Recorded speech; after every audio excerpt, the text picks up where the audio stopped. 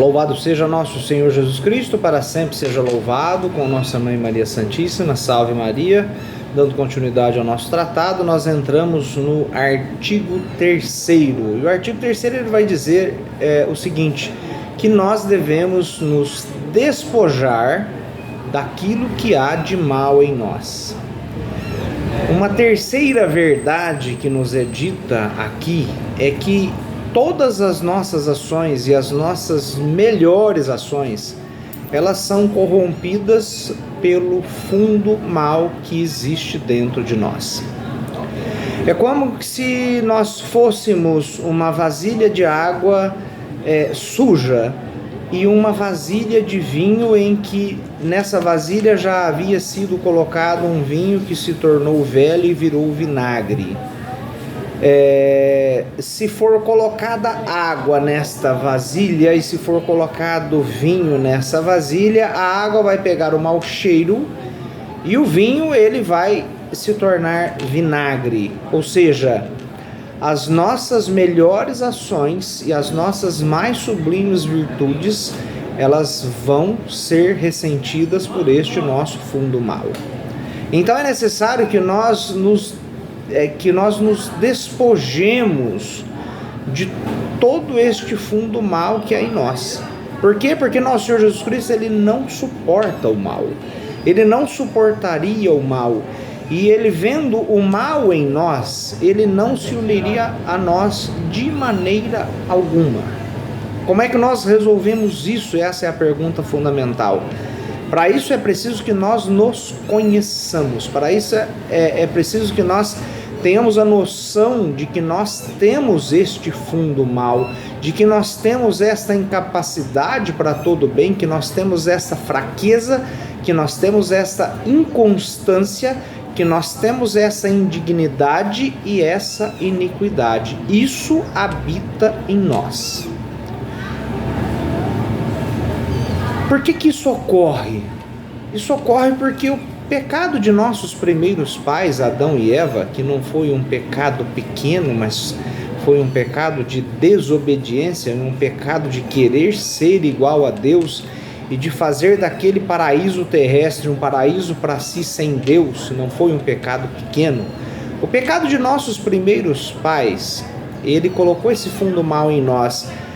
E os nossos próprios pecados, sejam eles pecados mortais ou pecados veniais, mesmo que eles tenham sido confessados, esses nossos pecados, junto com o primeiro pecado que foi cometido, esses nossos pecados eles vão aumentando em nós a concupiscência, eles vão aumentando em nós a fraqueza, a inconstância, a corrupção, e vai dizer para nós, a nossa Santa Igreja, de que o nosso corpo ele é chamado corpo de pecado, concebido no pecado, feito no pecado, alimentado no pecado, pronto para todo pecado, gerando verme, corrupção e morte. Nós podemos ver isso lá em Romanos, né? Romanos 6,6, e nos próprios Salmos, Salmo 57, ele vai dizer deste corpo que é um corpo de pecado, concebido no pecado. A nossa mãe nos concebeu no pecado, vai dizer a palavra de Deus, vai dizer o Salmo 50, né? E a nossa alma, então, unida a este corpo, a nossa alma ela vai ser chamada de carne, uma alma carnal, porque ela se torna uma alma carnal. Vai dizer para nós o famoso Gênesis 6:12, né? Que vai dizer que toda a carne se corrompeu, toda a alma se corrompeu. E a nossa alma unida a este corpo, ela vai gerar todo tipo de pecado. Ela vai e o interessante é que ele vai colocar alguns símbolos, e é importante que a gente guarde estes símbolos daquilo que nós somos, corpo de pecado e alma unida a este corpo, se tornando uma alma carnal. Nós nos tornamos orgulhosos, e a imagem que ele dá é do pavão orgulhoso.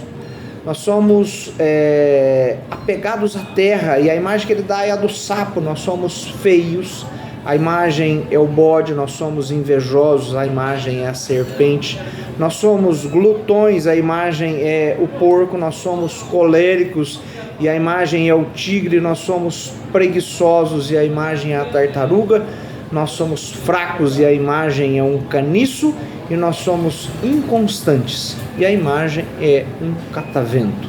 Orgulhosos, pegados, feios, invejosos, glutões, coléricos, preguiçosos, fracos e inconstantes.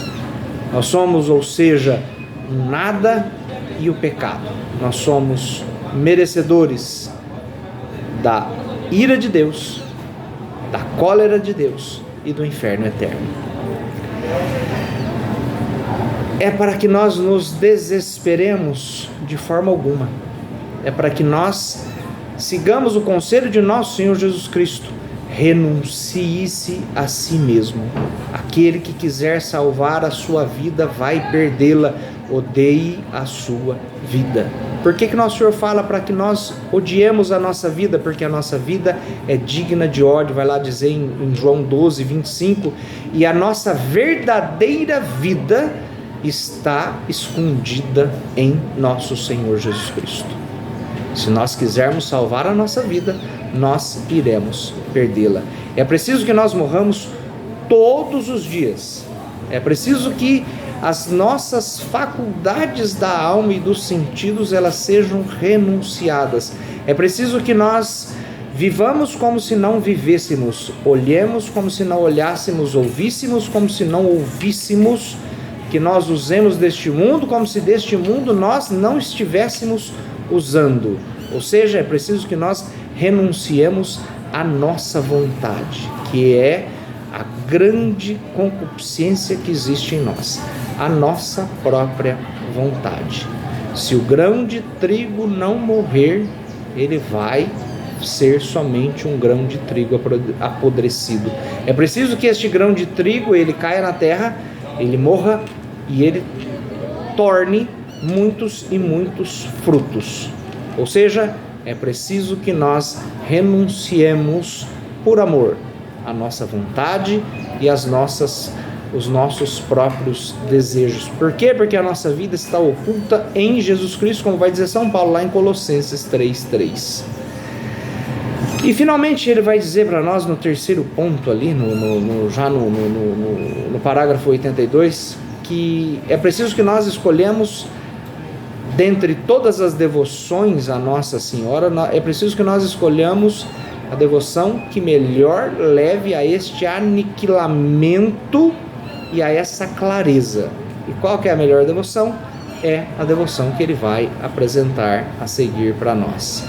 E ele vai dizer que na ordem da graça existem segredos que nos levam a praticar esta verdadeira devoção, a entrar por este caminho, que é um caminho curto, fácil e doce. E ele vai dizer ainda mais, com mais propriedade: este conhecimento é um conhecimento desconhecido pela grande maioria, conhecido por muito poucas pessoas, e por menos ainda, ele é praticado e apreciado por ainda menos pessoas. Algumas pouquíssimas pessoas conhecem, e pouquíssimas pessoas ainda apreciam e praticam este caminho. Louvado seja nosso Senhor Jesus Cristo, para sempre seja louvado com nossa Mãe Maria Santíssima.